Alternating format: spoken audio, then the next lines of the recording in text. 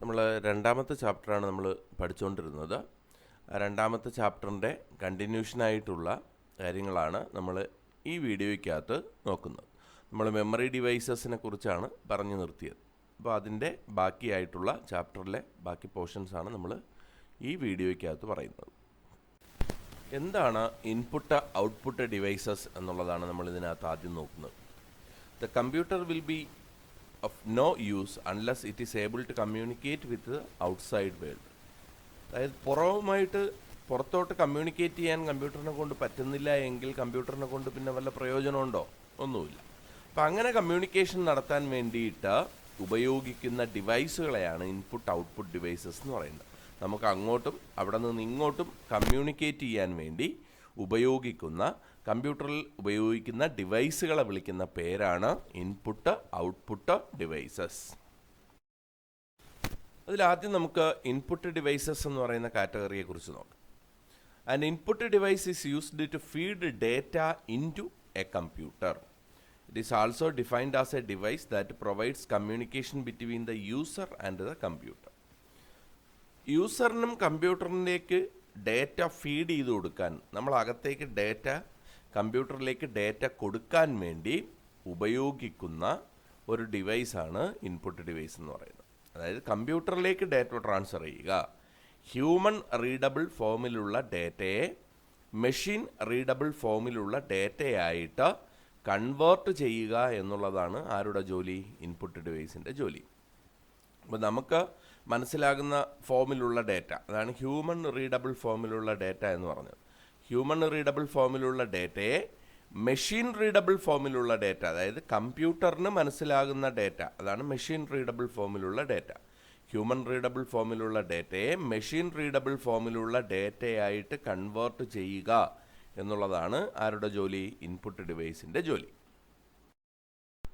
ആ ഇൻപുട്ട് ഡിവൈസുകളിൽ ആദ്യത്തെ ഏറ്റവും പ്രധാനപ്പെട്ട ദ മോസ്റ്റ് കോമൺ ഇൻപുട്ട് ഡിവൈസാണ് കീബോർഡ് എന്ന് പറയുന്നത്.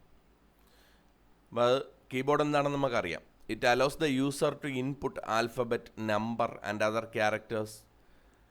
ഈ നമ്പറുകളും ആൽഫബറ്റുകളും വേറെ ക്യാരക്ടറുകളും നമ്മൾ ചിഹ്നങ്ങളും ഒക്കെ നമുക്ക് കമ്പ്യൂട്ടറിനകത്തേക്ക് ഡയറക്റ്റായിട്ട് കൊടുക്കാൻ കഴിയുന്ന ഒരു ഇൻപുട്ട് ഡിവൈസാണ് എന്തെന്ന് പറയുന്നത്? കീബോർഡ് എന്ന് പറയുന്നത്. അപ്പോൾ ഇവിടെ ഒരു കീബോർഡിനകത്ത് കുറേ കീസ് ഉണ്ട്. അപ്പം നമ്മൾ പ്രസ് ചെയ്യുന്ന കീ ഏതാണ് എന്ന് അത് ഡിറ്റക്റ്റ് ചെയ്യും. എന്നിട്ട് അതിന് കറസ്പോണ്ടിങ് ആയിട്ടുള്ള ആസ്കി ക്യാരക്ടർ നമ്മൾ നേരത്തെ തന്നെ പഠിച്ചു. അത് ഓരോ ക്യാരക്ടറും, അതായത് ഈ നമ്മുടെ അക്ഷരങ്ങളായിരുന്നാലും അക്കങ്ങളായിരുന്നാലും അതിനൊക്കെ പകരം ഒരു കോഡാണ് കമ്പ്യൂട്ടർ ഉപയോഗിക്കുന്നതെന്ന് പറഞ്ഞല്ലേ. അതിനെ നമ്മൾ എന്തെന്ന് വിളിച്ചു? ആസ്കി കോഡ് എന്ന് വിളിച്ചു.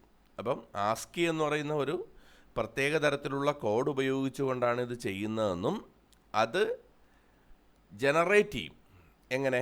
നമ്മൾ ഈ കീബോർഡിൽ ഒരു കീ പ്രസ് ചെയ്യുമ്പോൾ ഏത് കീയാണ് പ്രസ് ചെയ്തതെന്ന് കീബോർഡ് ഡിറ്റക്റ്റ് ചെയ്ത് കമ്പ്യൂട്ടറിന് കൊടുക്കുമ്പോൾ കമ്പ്യൂട്ടർ അതിന് കറസ്പോണ്ടിങ് ആയിട്ടുള്ള ആസ്കി കോഡ് ജനറേറ്റ് ചെയ്തിട്ടാണ് ഈ കീ ഏതാണ് എന്ന് മനസ്സിലാക്കിയെടുക്കുന്നത്.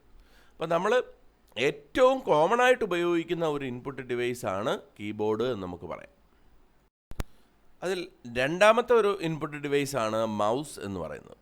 A mouse is a small hand held device used to indicate the position of a cursor or its movement on a computer display screen by rolling it over a mouse pad or flat surface. ഇപ്പോൾ നമുക്കറിയാം mouse നമ്മൾ ഉപയോഗിച്ചിട്ടുമുണ്ട്. ഒരു flat സർഫസിൽ mouse move ചെയ്തുകൊണ്ട് നമ്മൾ എന്ത് ചെയ്യും? നമുക്ക് നമ്മുടെ ഡിസ്പ്ലേയുടെ പൊസിഷനോ അല്ലെങ്കിൽ കർസർ മൂവ് ചെയ്യിക്കാനോ ഒക്കെ ഉപയോഗിക്കുന്ന ഒരു ഇൻപുട്ട് ഡിവൈസാണ് ഏതെന്ന് പറയുന്നത്? മൗസ് എന്ന് പറയുന്നത്. അതിന് ഒന്നിലധികം ബട്ടണുകളുണ്ട്. ഓരോ ബട്ടണുകൾക്കും ഓരോ പർപ്പസുകളുണ്ട്. ഒരു സ്ക്രോളിംഗ് വീല് കാണും. ചിലപ്പോൾ വീലുള്ളത് നമ്മൾ ഈ പേജുകൾ സ്ക്രോൾ ചെയ്ത് കളയാൻ വേണ്ടിയിട്ട് നമ്മൾക്ക് ഒരു സ്ക്രോൾ വീൽ അതിനകത്തുണ്ടാവും. അപ്പോൾ ഇവിടെ വെർട്ടിക്കലിയോ ഹൊറിസോണ്ടലിയോ ഒക്കെ മൂവ് ചെയ്യിക്കാൻ വേണ്ടി ചിലപ്പോൾ അത് ഉപയോഗിക്കാം. The different types of ball mouse, optical mouse, laser mouse എന്നൊക്കെ പറഞ്ഞുള്ള പലതരത്തിലുള്ള മൗസുകളുണ്ട്. പണ്ട് കാലത്ത് ബോൾ മൗസുകളാണ് ഉപയോഗിച്ചിരുന്നത്. ഇപ്പോൾ നമ്മൾ ഉപയോഗിക്കുന്നത് ഒപ്റ്റിക്കൽ മൗസുകളാണ്. അതായത് ലൈറ്റ് റേസിൻ്റെ സഹായത്തോടു കൂടി ഡിറ്റക്റ്റ് ചെയ്യുന്ന തരത്തിലുള്ള മൗസുകളാണ് ഉപയോഗിക്കുന്നത്. അപ്പോൾ ഈ ലേസർ ഉപയോഗിച്ചുകൊണ്ട് വർക്ക് ചെയ്യുന്ന, ലേസർ ലൈറ്റൊക്കെ ഉപയോഗിച്ചുകൊണ്ട് വർക്ക് ചെയ്യുന്ന മൗസുകളാണ് കൂടുതൽ എഫക്റ്റീവായിട്ട് വർക്ക് ചെയ്യുന്ന മൗസുകളെന്ന് നമുക്ക് പറയാം. അപ്പോൾ നമ്മൾ പറഞ്ഞു, വളരെ കോമൺ ആയിട്ടുള്ള നമുക്ക് ധാരാളം ഉപയോഗം ചെയ്യുന്ന ഒരു ഇൻപുട്ട് ഡിവൈസാണ് മൗസ് എന്ന് പറയുന്നത്. അടുത്ത ഒരു ഇൻപുട്ട് ഡിവൈസാണ് ലൈറ്റ് പെൻ എന്ന് പറയുന്നത്. അപ്പോൾ അതൊരു ഈ മൗസ് പോലെ തന്നെയുള്ള ഒരു പോയിൻറ്റിങ് ഡിവൈസാണ് ലൈറ്റ് പെന്നും. പെന്നിൻ്റെ ഷേപ്പിലുള്ള ഒരു പോയിൻറ്റിങ് ഡിവൈസാണ്. The tip of the light pen contains a light sensitive element which when placed against the screen detects the light from the screen and enabling the computer to identify the location of the pen on the screen. അപ്പോൾ നമ്മളിങ്ങനെ സ്ക്രീനിൽ ഈ pen കൊണ്ടിങ്ങനെ തൊട്ടാൽ ആ പെന്നിൻ്റെ ടിപ്പെന്ന് പറയുന്നത് ഒരു light sensitive എലമെൻ്റാണ്. ലൈറ്റിനെ sense ചെയ്യാനുള്ള കഴിവുണ്ടായിരുന്നു. അപ്പോൾ നമ്മൾ സ്ക്രീനിലെ ലൈറ്റ് നമ്മളൊരു സ്ഥലത്തേക്ക് കൊണ്ടുവന്ന് തൊടുമ്പോൾ ആ സ്ക്രീനിലെ ലൈറ്റ് അത് സെൻസ് ചെയ്യുകയും നമ്മൾ ഏത് ഭാഗത്താണ് ആ പെന്നുപയോഗിച്ചുകൊണ്ട് പോയിൻ്റ് ചെയ്തത് എന്ന് കമ്പ്യൂട്ടറിന് ഇനേബിൾ ചെയ്ത് കൊടുക്കുകയും ചെയ്യും. അപ്പം കമ്പ്യൂട്ടറിന് ആ പെന്നിൻ്റെ ലൊക്കേഷൻ ഐഡൻറ്റിഫൈ ചെയ്യാൻ കഴിയും. അപ്പോൾ ഇത് സാധാരണഗതിയിൽ നമ്മളിങ്ങനെ സ്ക്രീനിൽ നമുക്ക് ഡയറക്റ്റായിട്ട് ഈ പേന വെച്ചിങ്ങനെ നമ്മുടെ പൊസിഷൻ മൂവ് ചെയ്യിക്കാനോ അല്ലെങ്കിൽ വരയ്ക്കാനോ ഒക്കെ ഉപയോഗിക്കും. ആ ഡ്രോയിങ്ങിന് വേണ്ടിയിട്ടാണ് ഇത് സാധാരണഗതിയിൽ ഉപയോഗിക്കുന്നത്. നമുക്ക് സ്ക്രീനിൽ ഡയറക്റ്റായിട്ട് വരയ്ക്കാൻ പറ്റും. അപ്പോൾ ആർട്ടിസ്റ്റിക് പർപ്പസുകൾക്കൊക്കെ വേണ്ടിയിട്ട് ഇത് ധാരാളമായിട്ട് ഉപയോഗിക്കുന്നുണ്ട്. അടുത്ത ഒരു ഇൻപുട്ട് ഡിവൈസാണ് ടച്ച് സ്ക്രീൻ എന്ന് പറയുന്നത്. അതായത് യൂസറിന് ഡയറക്റ്റായിട്ട് സ്ക്രീനിൽ തൊട്ടുകൊണ്ട് ഇൻപുട്ട് കൊടുക്കാൻ കഴിയുന്ന ഒരു ഡിവൈസാണ് ടച്ച് സ്ക്രീൻ. അപ്പോൾ ചില ടാബ്ലറ്റുകൾ, ചില കമ്പ്യൂട്ടറുകൾ, സ്മാർട്ട് ഫോണുകൾ, ഇതൊക്കെ ഇതേണക്കുള്ള ടച്ച് സെൻസിറ്റീവ് ഡിസ്പ്ലേ സ്ക്രീനുകളുള്ള ഡിവൈസുകളാണ്. അത് നമ്മുടെ കൈ കൊണ്ട് നമ്മളിങ്ങനെ തൊടുമ്പോൾ നമ്മളെ ഫിംഗറിൻ്റെ ടിപ്പ് അവിടെ ടച്ച് ചെയ്യുന്ന സമയത്ത് അത് സെൻസ് ചെയ്ത് അതിൻ്റെ പൊസിഷൻ കറക്റ്റായിട്ട് മനസ്സിലാക്കുന്ന ഡിവൈസുകളാണ് ടച്ച് സ്ക്രീൻ ഡിവൈസുകളെന്ന് പറയാം. അത് നമ്മൾ കൈ കൊണ്ട് തൊടുന്നത് പോലെ സ്റ്റൈലസ് എന്ന് പറയുന്ന ഒരു ഡിവൈസ് ഉണ്ട്. ഒരു പേന പോലെ ഇരിക്കുന്ന സാധനം. അത് വെച്ച് നമ്മൾ തൊടുന്നതും കൂടുതൽ സെൻസിറ്റീവ് ആയിരിക്കും. അതായത് കൂടുതൽ ആക്യുറേറ്റ് ആയിട്ട് വർക്ക് ചെയ്യുന്നത് ഈ സ്റ്റൈലസ് എന്ന് പറയുന്ന പെൻ ലൈക്ക് ഡിവൈസ് കൊണ്ട് തൊട്ട് വർക്ക് ചെയ്യുന്നതാണ്. ഇപ്പോൾ സാധാരണഗതിയിൽ നമ്മളെ റെയിൽവേ സ്റ്റേഷനുകളിലൊക്കെ ഉള്ള ഇൻഫർമേഷൻ കിയോസ്കുകൾ, ATMകൾ ഒക്കെ ഇതേണക്കുള്ള ടച്ച് സ്ക്രീൻ ഡിവൈസുകൾ ഉപയോഗിച്ചുകൊണ്ടാണ് വർക്ക് ചെയ്യുന്നത്. ഇപ്പോൾ മോസ്റ്റ് കോമൺ ആയിട്ട് ഉപയോഗിക്കുന്നത്, കാരണം ഏറ്റവും കൂടുതലായിട്ട് ഇത് ഉപയോഗിക്കുന്നത് നമ്മുടെ സ്മാർട്ട് ഫോണുകളിലാണ് അല്ലേ. നമ്മുടെ സ്മാർട്ട് ഫോണുകളിലെല്ലാം ഇത്തരത്തിലുള്ള ടച്ച് സെൻസിറ്റീവ് ഡിസ്പ്ലേകളാണ് ഉപയോഗിക്കുന്നത്. അടുത്ത ഒരു ഇൻപുട്ട് ഡിവൈസാണ് ഗ്രാഫിക് ടാബ്ലറ്റ് എന്ന് പറയുന്നത്. A graphic tablet consist of an electronic writing area and a special pen that works with it. ഒരു ടാബ്ലറ്റ് പോലുള്ള ഒരു ഡിവൈസ്, അതിൽ നമുക്ക് എഴുതാനുള്ളൊരു പേന. ഇത്രയാണ് ഗ്രാഫിക് ടാബ്ലറ്റിൻ്റെ contents. Graphic tablet allows artist to create graphical images with motions and actions similar to traditional drawing tool. The pen of the graphic tablet is pressure sensitive. ഇപ്പോൾ hard or soft pressure on the tablet using the pen can result in brush strokes of different width in an appropriate graphics program. അപ്പോൾ നമ്മളിവിടെ ഒരു pen വെച്ച് ഞാനിങ്ങനെ ടാബ്ലറ്റിനകത്ത് വരയ്ക്കുകയാണ്. അപ്പോൾ ഇത് artistic പർപ്പസുകൾക്ക് കൂടുതലായിട്ട് ഉപയോഗിക്കാം. ഈ പെന്നെന്ന് പറയുന്നത് ഒരു പ്രഷർ സെൻസിറ്റീവാണ്. അപ്പോൾ ചെറിയ ഒരു നമ്മളിങ്ങനെ പേന വെച്ച് ആ ടാബ്ലറ്റിൽ ചെറുതായിട്ട് തൊട്ടാൽ ചെറിയ പ്രഷറെ സെൻസ് ചെയ്യുള്ളൂ. അപ്പോൾ അവിടെ വീഴുന്നത് ലൈറ്റായിട്ടുള്ള വരകളാണ്. ഇനി നമ്മൾ പടമൊക്കെ വരയ്ക്കുമ്പോഴത്തേക്ക് വളരെ തിക്കായിട്ട് വരയ്ക്കും അല്ലേ. അങ്ങനെ ഒരു വര നമുക്ക് വേണമെന്നുണ്ടെങ്കിലോ നമ്മൾ കുറച്ചുകൂടെ അമർത്തി വരയ്ക്കുക. അപ്പോൾ കൂടുതൽ പ്രഷർ വരും. അപ്പോൾ അതിനനുസരിച്ച് പ്രഷർ സെൻസ് ചെയ്യും. അതിനനുസരിച്ചുള്ള അതാണ് നമ്മൾ പറഞ്ഞത്. ഗ്രാഫിക് പർപ്പസുകൾക്ക് വേണ്ടിയിട്ട് വിവിധ തരത്തിലുള്ള ബ്രഷ് സ്ട്രോക്കുകൾ, അതായത് ചെറിയ ബ്രഷ് കൂടെ സ്ട്രോക്കായിട്ടുള്ള വളരെ കുറച്ചുകൂടെ വിഡ്ത്തിലൊക്കെ ഉള്ള വര, ഇത്തരത്തിലൊക്കെ ഉള്ള ആർട്ടിസ്റ്റിക് പ്രോഗ്രാമുകൾക്ക് വേണ്ടിയിട്ട് ഉപയോഗിക്കുന്ന ഒരു ഇൻപുട്ട് ഡിവൈസാണ് ഗ്രാഫിക് ടാബ്ലറ്റ് എന്ന് പറയുന്നത്. അടുത്ത ഒരു ഇൻപുട്ട് ഡിവൈസാണ് ടച്ച് പാഡ് എന്ന് പറയുന്നത്. A touch pad is a pointing device found on the portable computers and some external keyboards. നമ്മൾ ലാപ്ടോപ്പുകളിൽ അല്ലെങ്കിൽ ചില പ്രത്യേക കീബോർഡുകളിലൊക്കെ ഇതുണ്ടാവും. നിങ്ങൾ കണ്ടിട്ടുണ്ടാവും, ലാപ്ടോപ്പിൻ്റെ അകത്തൊരു ചെറിയ പാഡ് പോലൊരു സാധനം, അതിനകത്ത് നമ്മൾ കൈ കൊണ്ട് നീക്കുമ്പോൾ എന്ത് ചെയ്യും, നമ്മുടെ മൗസ് നീങ്ങുന്നതായിട്ട് കാണാം. It allows us to move the mouse pointer without the need of an external mouse. അതായത് പുറത്ത് വേറൊരു മൗസ് ഇല്ലാതെ തന്നെ നമുക്കിതിനെ പോയിൻ്റ് ചെയ്യിച്ചെടുക്കാം. Touch pad is operated by using finger and dragging it across the flat surface. നമ്മളെ finger വെച്ച് drag ചെയ്താണ് നമ്മൾ എന്ത് ചെയ്യുന്നത്, ഇത് വർക്ക് ചെയ്യുന്നത്. നമ്മുടെ ഫിംഗർ ആ സർഫസിൽ മൂവ് ചെയ്യുമ്പോൾ മൗസ് കർസറും അതേ ഡയറക്ഷനിൽ മൂവ് ചെയ്യുന്നതായിട്ട് കാണാം. അതിനും നമ്മുടെ മൗസിലുള്ള കണക്ക് 2 ബട്ടണുകളും നമ്മുടെ ലെഫ്റ്റ് ബട്ടണും റൈറ്റ് ബട്ടണും ഒക്കെ അതിനകത്തും ഉണ്ടാവും. ചില സർഫസുകൾക്കകത്ത് നമ്മൾ സർഫസിൽ തന്നെ 2 പ്രാവശ്യം ഇങ്ങനെ തട്ടിയാൽ അത് ഡബിൾ ക്ലിക്ക് എഫക്റ്റ് കിട്ടും. ചിലതിൽ ബട്ടൺ തന്നെ ഉണ്ടാവും. അപ്പോൾ ഇത്തരത്തിലുള്ള ഇൻപുട്ട് കൊടുക്കാൻ വേണ്ടി ഉപയോഗിക്കുന്ന ഡിവൈസാണ് എന്ന് പറയുന്നത് ടച്ച് പാഡ് എന്ന് പറയുന്നത്. അടുത്ത ഒരു ഇൻപുട്ട് ഡിവൈസാണ് ജോയ്സ്റ്റിക്ക് എന്ന് പറയുന്നത്. Joystick is an input device used for playing video games, controlling training simulators and robots etcetera. Video ഗെയിമുകൾക്ക് അതേപോലെ ഈ റോബോട്ടിക് മൂവ്മെൻറ്റിനെ കൺട്രോൾ ചെയ്യാൻ വേണ്ടിയിട്ടൊക്കെ ഉപയോഗിക്കുന്ന ഒരു ഡിവൈസാണ് ജോയ്സ്റ്റിക്ക് എന്ന് പറയുന്നത്. Joystick and other game controllers can also be used as an pointing device. ഇതൊരു പോയിൻറ്റിംഗ് ഡിവൈസാണ്.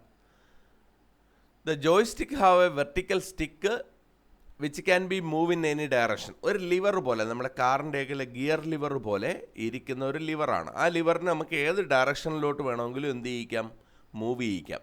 ആ മൂവ്മെൻറ്റിനനുസരിച്ച് ആണ് നമ്മുടെ ഈ കർസർ മൂവ്മെൻറ്റ് അല്ലെങ്കിൽ വീഡിയോ ഗെയിമിനകത്തുള്ള സെലക്ഷൻ മൂവ്മെൻ്റ് ഒക്കെ പോകുന്നത്. അപ്പോൾ ഇങ്ങനെ ഏത് ഡയറക്ഷനിലും മൂവ് ചെയ്യിച്ചുകൊണ്ട് വീഡിയോ ഗെയിമിനകത്തുള്ള ഒരു ഓബ്ജക്റ്റിനെ നമുക്ക് കൺട്രോൾ ചെയ്യാൻ പറ്റും. സെലക്ഷൻസ് നടത്താൻ പറ്റും. സ്ക്രീനിലൊരു സെലക്ഷൻ നടത്തണമെങ്കിൽ അതിനുവേണ്ടി ഉപയോഗിക്കാൻ പറ്റും. ഒരു ടോപ്പിലൊരു ബട്ടൺ ഉണ്ട്, അതായത് ഇതിൻ്റെ അപ്പുറത്തൊരു ബട്ടൺ ഉണ്ട്, നമ്മൾ അങ്ങോട്ട് മൂവ് ചെയ്യിച്ച് ഈ ബട്ടൺ പ്രസ് ചെയ്ത് കഴിയുമ്പോഴത്തേക്ക് അത് സെലക്ട് ആവും. അങ്ങനെ ഏത് ഡയറക്ഷനിലേക്കും ഒരു കൺട്രോൾ കൊണ്ടുപോകാൻ വേണ്ടി ഉപയോഗിക്കുന്ന തരത്തിലുള്ള, സാധാരണഗതിയിൽ ഗെയിമിംഗ് പർപ്പസുകൾക്കാണ് ഇത് കൂടുതലായിട്ട് ഉപയോഗിക്കുന്നത്. അതിനുവേണ്ടിയുള്ള ഒരു ഇൻപുട്ട് ഡിവൈസാണ് ജോയ്സ്റ്റിക്ക് എന്ന് പറയുന്നത്. അടുത്തത് നമുക്ക് മൈക്രോഫോൺ എന്ന് പറയുന്ന ഡിവൈസ് എന്താണെന്ന് നോക്കാം. മൈക്രോഫോൺ എന്ന് പറയുന്നത് നിങ്ങൾക്ക് എന്താണെന്നറിയാം, മൈക്ക് അല്ലേ. അത് സൗണ്ട് ഇൻപുട്ട് ചെയ്യുന്നതിന് വേണ്ടി ഉപയോഗിക്കുന്ന ഒരു ഇൻപുട്ട് ഡിവൈസാണ് മൈക്രോഫോൺ. അപ്പോൾ അനലോഗ് നേച്ചറിലുള്ള സൗണ്ട് എന്ന് പറയുന്ന ഒരു അനലോഗ് നേച്ചറാണ്. അതിന് കമ്പ്യൂട്ടറിലാകുമ്പോൾ എന്താവണം, അത് ഡിജിറ്റൽ ആവണം. അപ്പോൾ അനലോഗ് നേച്ചറിലുള്ള സൗണ്ടിനെ ഡിജിറ്റൽ നേച്ചറിലുള്ള ഡേറ്റയാക്കി മാറ്റി കൊടുക്കുന്നത് ആരാണ്, ഈ മൈക്രോഫോണാണ്. അപ്പോൾ ഈ ഡിജിറ്റൈസ്ഡ് സൗണ്ട് നമ്മുടെ കമ്പ്യൂട്ടറിനകത്ത് ഡയറക്റ്റായിട്ട് നമുക്ക് റെക്കോർഡ് ചെയ്ത് വയ്ക്കാൻ പറ്റും അല്ലേ. നമ്മൾ ഹെഡ്സെറ്റിനകത്തൊക്കെ ഉള്ള മൈക്ക് വഴി നമ്മൾ പറയുന്ന കാര്യങ്ങൾ നമ്മൾ റെക്കോർഡ് ചെയ്തെടുക്കാറുണ്ട്. അത് കമ്പ്യൂട്ടറിനകത്ത് ഡേറ്റ ഫയലുകളായിട്ട് സൂക്ഷിച്ചു വെക്കുകയും ചെയ്യാം. അങ്ങനെ കമ്പ്യൂട്ടറിനകത്തേക്ക് സൗണ്ട് ഇൻപുട്ട് കൊടുക്കാൻ വേണ്ടി ഉപയോഗിക്കുന്ന ഒരു ഇൻപുട്ട് ഡിവൈസാണ് മൈക്രോഫോൺ എന്ന് പറയുന്നത്. അടുത്ത ഒരു ഇൻപുട്ട് ഡിവൈസാണ് സ്കാനേഴ്സ് എന്ന് പറയുന്നത്. Scanners can capture information like picture or text are converted into digital format that can be edited using a computer. ഇപ്പം നമുക്ക് നമ്മുടെ പിക്ചറുകളോ അല്ലെങ്കിൽ വേറെ ഏതെങ്കിലും ഡോക്യുമെൻറ്റുകളോ ഒക്കെ ഡയറക്റ്റായിട്ട് കൺവേർട്ട് ചെയ്ത് കമ്പ്യൂട്ടറിനകത്ത് ഡിജിറ്റൽ ഡേറ്റയാക്കി സൂക്ഷിക്കാൻ വേണ്ടി ഉപയോഗിക്കുന്ന ഡിവൈസുകളാണ് സ്കാനറുകൾ. നിങ്ങൾ സ്കാനറുകൾ കണ്ടിട്ടുണ്ടാവും. അപ്പോൾ ഒരു സ്കാനർ സ്കാൻ ചെയ്യുന്ന ഇമേജിൻ്റെ ക്വാളിറ്റി എന്ന് പറയുന്നത് ആ സ്കാനറിൻ്റെ റെസൊല്യൂഷനെ ഡിപ്പെൻഡ് ചെയ്തിരിക്കും.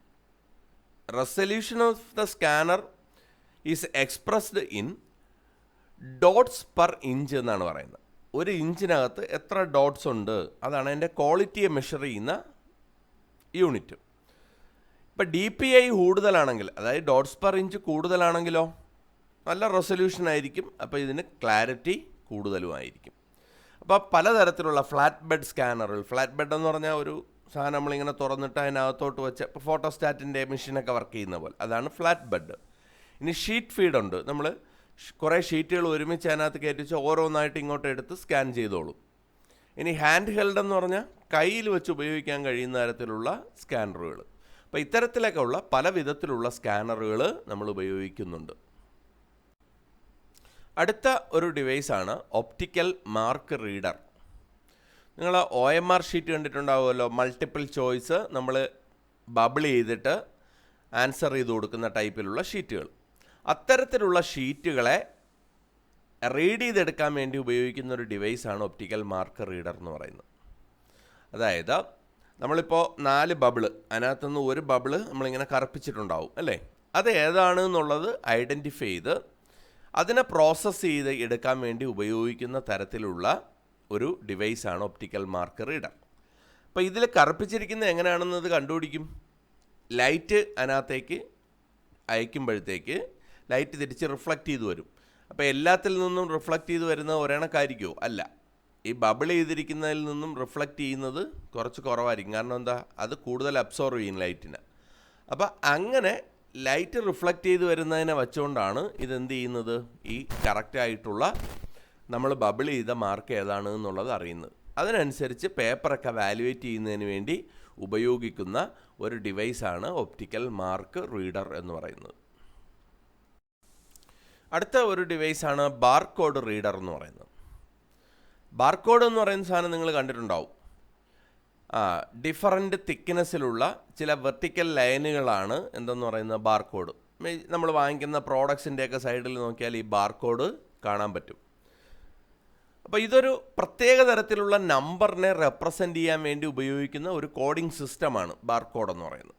നിങ്ങൾ കണ്ടിട്ടുണ്ടാവും, വെർട്ടിക്കലായിട്ടുള്ള കുറേ വരകൾ, കനം കുറഞ്ഞതും കൂടിയതുമായിട്ടുള്ള കുറേ വരകളുണ്ടാവും. ഇതിനെയാണ് ബാർകോഡ് എന്ന് പറയുന്നത്. അതൊരു നമ്പറിനെ റെപ്രസെൻ്റ് ചെയ്യും. ആ നമ്പർ ഉപയോഗിച്ചുകൊണ്ടാണ് അതിൻ്റെ ഒരു ഇൻഫർമേഷൻ സ്റ്റോർ ചെയ്തിരിക്കുന്നത്. ഈ നമ്പറിനെ, ഈ ബാർകോഡിനെ റീഡ് ചെയ്യാൻ വേണ്ടി ഉപയോഗിക്കുന്ന ഡിവൈസുകളാണ് ബാർകോഡ് റീഡറുകൾ എന്ന് പറയുന്നത്. ഇതൊരു ഹാൻഡ് ഹെൽഡ് സ്കാനറാണ്. നമ്മൾ കടയിലൊക്കെ സാധനം വാങ്ങി ബില്ല് ചെയ്യുമ്പോൾ നിങ്ങൾ കണ്ടിട്ടുണ്ടാവും, അതിങ്ങനെ എടുത്ത് നമ്മളിങ്ങനെ പ്രസ് ചെയ്യുമ്പോൾ അതിനകത്തുനിന്ന് ഒരു ലൈറ്റ് അയച്ച് ഈ സാധനത്തിന് വീണ്ടും റിഫ്ലക്റ്റ് ചെയ്തെടുത്തിട്ട് ആ നമ്പർ ഏതാണെന്ന് കണ്ടുപിടിച്ചെടുക്കും. അപ്പോൾ അവിടെ അങ്ങനെ ഈ ബാർകോഡുകളെ റീഡ് ചെയ്യാൻ വേണ്ടി ഉപയോഗിക്കുന്ന ഡിവൈസുകളാണ് ബാർകോഡ് റീഡറുകൾ എന്ന് പറയുന്നത്. നമ്മളെ ഷോപ്പിംഗ് മാളുകളിലൊക്കെ ഇത് വളരെ കൂടുതലായിട്ട് ഉപയോഗിക്കുന്ന കാരണം ഈ ബാർകോഡിനകത്ത് ഒരു ഇൻഫർമേഷൻ സ്റ്റോർ ചെയ്ത് വെച്ചിട്ടുണ്ടാവും ആ പ്രോഡക്റ്റിനെ കുറിച്ചുള്ള. അത് റീഡ് ചെയ്തെടുത്ത് ഇപ്പോൾ അതിൻ്റെ പ്രൈസ്, അത് ഈ ബാർകോഡ് കാണുമ്പോൾ അത് ഏത് പ്രോഡക്റ്റ് ആണെന്നും അതിൻ്റെ പ്രൈസ് എത്രയാണെന്നും അതിന് അറിയാൻ പറ്റും. അങ്ങനെ വളരെ ഈസി ആയിട്ട് അത് ഡിറ്റക്റ്റ് ചെയ്ത് വർക്ക് ചെയ്യുന്ന ഒരു ഡിവൈസാണ് ബാർകോഡ് റീഡർ എന്ന് പറയുന്നത്. അടുത്ത ഒരു ഡിവൈസാണ് magnetic ink character reader, MICR എന്ന് പറയും. ഇതെന്തിനു വേണ്ടിയിട്ടാണ് ഉപയോഗിക്കുന്നതെന്ന് ചോദിച്ചാൽ, നിങ്ങൾ ബാങ്കിലൊക്കെ ചെല്ലുമ്പോൾ ചെക്ക് ബുക്കുകൾ കണ്ടിട്ടുണ്ടോ? ചെക്ക് കണ്ടാൽ അതിൻ്റെ താഴെ ഒരു പ്രത്യേക തരത്തിലൊരു നമ്പർ നോട്ട് ചെയ്തിട്ടുണ്ടാവും. ചെക്ക് നമ്പർ, ബ്രാഞ്ച് കോഡ്, ബാങ്കിൻ്റെ കോഡ് ഒക്കെ അതിനകത്ത് ഒരു പ്രത്യേക തരത്തിലാണ് എഴുതി വച്ചിരിക്കുന്നത്. അതൊരു പ്രത്യേക തരത്തിലുള്ള ഇങ്ക് ഉപയോഗിച്ചുകൊണ്ടാണ് എഴുതിയിരിക്കുന്നത്. അയൺ ഓക്സൈഡ് ഉള്ള ഇങ്കാണ് അതിനകത്ത് ഉപയോഗിക്കുന്നത്. അയൺ ഓക്സൈഡിന് മാഗ്നറ്റിക് പ്രോപ്പർട്ടി ഉണ്ട് അല്ലേ? അയൺ ഓക്സൈഡ് വെച്ച് ഒരു പ്രത്യേകത, നിങ്ങൾ ചെക്കിനി നോക്കുമ്പോൾ അതിൻ്റെ താഴെ കണ്ടാൽ അതിൻ്റെ നമ്പറും ബാങ്കിൻ്റെ കോഡും ഒക്കെ ഇതേണക്ക് എഴുതിയിരിക്കുന്നതായിട്ട് കാണാം. ഇതിനെ റീഡ് ചെയ്തെടുക്കാൻ വേണ്ടി ഉപയോഗിക്കുന്ന ഒരു ഡിവൈസാണ് മാഗ്നറ്റിക് ഇങ്ക് ക്യാരക്ടർ റീഡർ. അപ്പോൾ ഇവിടെ ഇത് ഈ ഡിവൈസ് നമ്മളിങ്ങോട്ട് വയ്ക്കുമ്പോൾ അത് മാഗ്നറ്റിക്കലി ചാർജ് ചെയ്യും. ചാർജ് ചെയ്യുമ്പോൾ ഇതിന് മാഗ്നറ്റിക് പ്രോപ്പർട്ടി ഉണ്ടല്ലോ ഈ എഴുതിയിരിക്കുന്നതിന്, അപ്പോൾ അത് ചാർജ് ചെയ്യും, അങ്ങനെ അത് റീഡ് ചെയ്തെടുക്കും. അപ്പോൾ ചെക്ക് കറക്റ്റായിട്ട് ചെക്കിൻ്റെ ഇൻഫർമേഷൻ റീഡ് ചെയ്തെടുക്കാൻ വേണ്ടി ഉപയോഗിക്കുന്ന ഒരു ഡിവൈസാണ്, ഇൻപുട്ട് ഡിവൈസാണ് magnetic ink character reader, MICR എന്ന് പറയുന്നത്. അപ്പോൾ അടുത്ത ടൈപ്പിലുള്ള ഒരു ഇൻപുട്ട് ഡിവൈസുകളാണ് ബയോമെട്രിക് സെൻസറുകൾ എന്ന് പറയുന്നത്. അതായത് ഹ്യൂമൻ ഫിസിക്കൽ ഫീച്ചേഴ്സിനെ ഐഡൻറ്റിഫൈ ചെയ്യാൻ വേണ്ടി ഉപയോഗിക്കുന്ന ഒരു ഇൻപുട്ട് ഡിവൈസാണ് ബയോമെട്രിക് സെൻസറുകൾ. നമ്മുടെ ഫിംഗർ പ്രിൻറ്റുകളെ റീഡ് ചെയ്യുക, കണ്ണിൻ്റെ റെറ്റിന റീഡ് ചെയ്യുക തുടങ്ങിയ തരത്തിലുള്ള ഡിവൈസുകളുണ്ട്. അതിനെയാണ് ബയോമെട്രിക് സെൻസറുകൾ എന്ന് പറയുന്നത്. ഇപ്പോൾ നമ്മുടെ കൈ കൊണ്ടുവന്ന് പ്രസ് ചെയ്യുമ്പോഴത്തേക്ക് അത് റീഡ് ചെയ്ത് അതിൽ നിന്ന് ഐഡൻറ്റിഫൈ ചെയ്തെടുക്കുന്നതാണ് അല്ലേ? അറ്റൻഡൻസ് ഒക്കെ ഇങ്ങനെ വീഴുന്ന കണ്ടിട്ടില്ലേ? അപ്പോൾ ഇങ്ങനെ ഇത് ഈ നമ്മുടെ ബയോമെട്രിക് ഐഡൻറ്റിറ്റീസ്, അതായത് ഹ്യൂമൻ ഐഡൻറ്റിറ്റീസ്, ഫിസിക്കൽ ഫീച്ചേഴ്സിനെ ഐഡൻറ്റിഫൈ ചെയ്യാൻ വേണ്ടി ഉപയോഗിക്കുന്ന ഡിവൈസുകളെ വിളിക്കുന്ന പേരാണ് ബയോമെട്രിക് സെൻസറുകൾ. അടുത്ത ഒരു ഇൻപുട്ട് ഡിവൈസാണ് സ്മാർട്ട് കാർഡ് റീഡർ. എന്താ സ്മാർട്ട് കാർഡ് റീഡർ എന്ന് പറഞ്ഞാൽ? സ്മാർട്ട് കാർഡ് എന്ന് പറഞ്ഞാൽ എന്താ? ഒരു പ്ലാസ്റ്റിക് കാർഡാണ്, ഡേറ്റ സ്റ്റോർ ചെയ്ത് വെച്ചിരിക്കുന്ന ഒരു പ്ലാസ്റ്റിക് കാർഡാണ്. അതിനകത്ത് ഒരു മെമ്മറി അല്ലെങ്കിൽ ഒരു ചെറിയ മൈക്രോ പ്രോസസ്സർ ഉണ്ടാവും. നമ്മൾ ഈ ATM കാർഡ് കണ്ടിട്ടില്ലേ, ചിപ്പ് വെച്ച കാർഡ്. ഇതിനകത്ത് ഡേറ്റ സ്റ്റോർ ചെയ്ത് വയ്ക്കാൻ കഴിയും. അപ്പോൾ ഇവിടെ ഈ മെമ്മറി നമ്മൾക്ക് അതിനകത്തോട്ട് നമ്മുടെ മെമ്മറി പലതരത്തിൽ സ്റ്റോർ ചെയ്ത് വയ്ക്കാനും കഴിയും. അത് റീഡ് ചെയ്തെടുക്കാൻ ഇപ്പോൾ ബാങ്കിൻ്റെ കാർഡുകൾ, ഹെൽത്ത് കാർഡുകൾ, ടെലിഫോൺ കാളിംഗ് കാർഡുകൾ, അങ്ങനെയൊക്കെയുള്ള കാർഡുകളുണ്ട്. ഈ കാർഡുകൾക്കകത്തുനിന്ന് ഡേറ്റ റീഡ് ചെയ്തെടുക്കാൻ വേണ്ടി ഉപയോഗിക്കുന്ന ഡിവൈസുകളെയാണ് നമ്മൾ കാർഡ് റീഡറുകൾ എന്ന് പറയുന്നത്. നമ്മൾ നമ്മുടെ ATM കാർഡ് വെച്ചുകൊണ്ട് പൈസയൊക്കെ പേ ചെയ്യുമ്പോഴത്തേക്ക് അത് റീഡ് ചെയ്തെടുക്കാൻ വേണ്ടി ഉപയോഗിക്കുന്ന ഒരു ഡിവൈസ് കണ്ടിട്ടില്ലേ? അത്തരത്തിലുള്ള ഡിവൈസുകളെ വിളിക്കുന്ന പേരാണ് സ്മാർട്ട് കാർഡ് റീഡർ.